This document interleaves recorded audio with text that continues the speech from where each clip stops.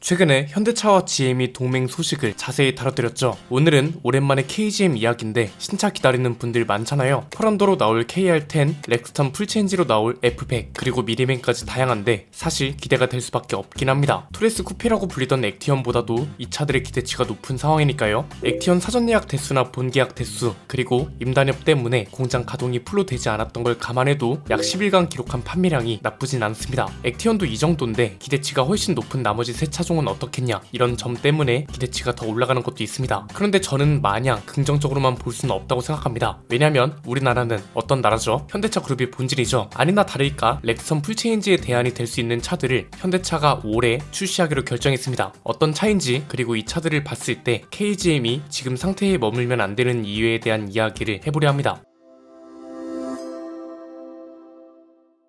현대차의 대형 SUV죠. 팰리세이드 풀체인지와 아이오닉 9이 올해 연말에 출시되는 걸로 결정됐다고 합니다. 우선 아이오닉 9은 올해 11월에 열리는 LA 오토쇼에서 최초로 공개된다고 하고요. 미국 판매 물량은 지금 현대차가 미국 조지아에 짓고 있는 새로운 공장에서 생산될 예정이라고 합니다. 신형 팰리세이드도 예정되어 있습니다. 6년 만에 선보이는 풀체인지 모델이고 기존에 있던 디젤 모델이 사라지면서 하이브리드 모델이 추가되는 걸로 알려졌죠. 흥미로운 점은 아예 새로운 하이브리드 파워트레인이 적용된다는 점이고, 이것 때문에 기대치가 더욱 높아져 있는 것도 사실입니다. 2.5리터 가솔린 엔진 기반의 변속기도 아예 새로운 게 들어가서 아마 출력을 비롯한 체감이 가능한 스펙은 토요타 시에나와 비슷하지 않을까 싶은데, 문제는 KGM입니다. KGM한테는 한국이 가장 큰 시장이기 때문에 시장에서 같이 뛰고 있는 현대기아차 추이를 분석해야 하는 건 당연한 일이죠. 실제로 내부 관계자분들도 여러가지 루트로 현대기아차 상황을 나름대로 받아보고 분석하고, 이건 뭐 어느 기업이든 당연한 일입니다. KR10은 체급이 다르니 논외로 치고요. 우리가 봐야 할 건 렉스턴 풀체인지로 나올 F100이겠죠. F100은 빠르면 내년 하반기에 출시 예정인 차입니다. 내연기관 모델과 하이브리드 모델, 그리고 순수 전기 모델도 예정이 되어 있습니다. 미니밴은 순수 전기 모델로만 나온다는 소리도 있고 하이브리드 모델도 나올 수 있다는 전망도 있습니다. 아직 계획 단계라 KGM 내부적으로 이렇다 할 취재 내용은 없었고요. F100이 처음 세상에 알려졌을 때만 해도 경쟁 상대가 없었습니다. 불과 작년까지만 해도 국산 대형 SUV 중에는 하이브리드 모델이 없었기 때문에 일각에선 렉스턴 스포츠처럼 한동안 독점 시장을 가져갈 수 있지 않을까 하는 기대감도 표했단 말이죠. 그런데 결국 이번에도 현대차가 KGM보다 먼저 하이브리드 대형 SUV 시장을 선점하게 된다는 거잖아요. 이건 당연한 수순이긴 합니다. 무쏘 스포츠 시절, 이때는 현대차가 지금만큼 크지도 않았고 쌍용차는 한창 고급차로 잘 나갈 때이기도 합니다. 그래서 이때는 현대차는 없고 쌍용차한테만 있는 차를 만들 수 있었는데 지금은 이게 불가능하죠. KGM에서 어떤 계획이 나오고 이게 시장성이 있다고 판단되면 신차를 뚝딱 만들어낼 수 있을 정도로 현대차 그룹은 거대하게 성장했습니다. 즉 KGM이 새로 나올 F100을 비롯해서 앞으로 나올 모든 신차들이 성장세를 이어가려면 지금까지 있던 나쁜 전략을 모두 버려야 한다는 거죠. 생각보다 어렵지 않습니다. 크게 세 가지로 볼 수 있는데요. 첫 번째는 우선 냉정하게 받아들이는 것부터 필요합니다. 뭐를 받아들여야 하냐? 현대차 그룹이 속도를 따라갈 수 없다는 현실을 받아들여야 할 겁니다. 어차피 이제 KGM이 가져갈 수 있는 독점 시장은 없습니다. 하이브리드 대형 SUV는 팰리세이드가 선점할 거고요. 유일했던 국산 픽업 트럭 시장도 기아 타스만이 진출할 겁니다. 사실상 이제는 현대기아차 경쟁 없는 시장은 없다는 뜻이고, 이건 결국 상품성이 뒤처지면 끝난다는 소리죠. 여기서 말하는 상품성은 가격이 될 수도 있고 승차감이나 디자인, 옵션 이런 게 될 수도 있다는 거죠. 그런데 속도를 따라갈 수 없다는 건 무슨 소린가요? 상품성을 따라갈 수 없다는 소리기도 하죠. 예컨대 KGM에서 어떤 신차가 나오고 새로운 기술이 적용됐다고 해요. 그런데 이미 현대기아차에서는 2년 전, 3년 전에 해당 기술을 적용받았기 때문에 새롭게 느껴지지 않는다는 거죠. 그럼 성공할 수 있는 기회가 전혀 없는 거냐? 두 번째는 갖출 수 있는 건 가성비뿐이라는 걸 알아야 한다는 겁니다. 왜냐면 KGM 입장에서 볼 때 새로운 기술은 급하게 만들 수가 없습니다. 이건 뭐 개발 비용도 문제지만 개발을 한다 해도 테스트 기간이라는 게 있어야 할 거잖아요. 그런데 가격은 그게 아니죠. 오히려 가격은 뒤에 출시되는 게 유리합니다. 현대기아차가 동급 신차를 4천만 원에 내놓는다. 그럼 KGM은 3천만 원 초중반에 출시하게 되면 가격은 유리한 거잖아요. 예를 들면 이렇다는 거고요. 세 번째는 여기서 중요한 건 가성비도 가성비인데 그렇다고 사람들이 싸구려 이미지를 원하는 건 아니란 겁니다. 이게 가장 중요한 포인트인데 간단합니다. 가격이 저렴해야 한다는 게 기본이 안 되면 어때? 저렴하면 용서된다. 이게 아니란 겁니다. 그냥 우리 냉정하게 생각해보자고요. 액티언 시승행사 이후에 유튜버 분들을 비롯한 대부분의 인플루언서들이 어떻게 피드백을 했죠? 저희도 마찬가지였지만 현대차나 수입차보다 잘 만들어야 한다는 무리한 요구를 하지 않았습니다. 아니 이 정도면 기본인 것 같은데 왜 못했지? 대부분이 이런 것들이었습니다. 예컨대 저희 영상에서 나온 것들 중에 하나는 가속 페달을 밟았을 때 멍 때리는 거, 이거 아마 다른 채널에서도 가장 많이 말했던 게 아닌가 싶습니다. 이건 쌍용차 때부터 있던 패턴입니다. 가격 괜찮네, 옵션도 나쁘지 않은데, 승차감도 많이 좋아졌고 생각보다 정숙하네. 그런데 이게 뭐야, 왜 이렇게 차가 멍을 때리지? 대부분이 이런 식입니다. 장점이 꽤 많은데 큰 단점 하나가 장점을 모두 잡아먹는 경우죠. 가속 페달 반응도 사람들이 뭐 M3나 페라리 같은 속도를 원하는 게 아니잖아요. 추월 상황에서 위험하지 않을 정도만 되면 되는 겁니다. 대형차든 경차든 속도가 올라가는 건 조금 느릴 수 있어도 페달을 밟았을 때 멍을 때려버리면 안 된다는 거죠. 10년, 20년 전이면 모를까? 지금은 국내에서 잘 팔리는 차들 중에 가속 페달 반응이 이거 왜 이러지 싶을 정도로 느린 건 없거든요. 이게 비교 대상이 없으면 모르겠지만 비교 대상이 있는 경우는 단점이 아니던 것도 단점이 될 수 있고, KGM은 이런 것들을 잡아야 한다는 게 중요하다는 겁니다. 이게 좀 답답한 이유가 마케팅은 평균 수준 자체가 굉장히 많이 올라왔거든요. 그런데 이런 건 또 연구 개발 영역이잖아요. 연구소에서도 이제는 소비자들이 피드백을 즉각적으로 받아야 할 때가 됐다는 거죠. 솔직히 말하면 연구소에서는 소비자들이 반응을 얼마나 많이 살피고 있는지 의문이 들긴 합니다. 액티언도 보면 스티어링 휠 분리 버튼이나 디스플레이 메뉴 개편 같은 것들도 마찬가지입니다. 대대적인 문제 지적이 없었다면 과연 연구소에서 이런 문제들을 해결해 줬을까?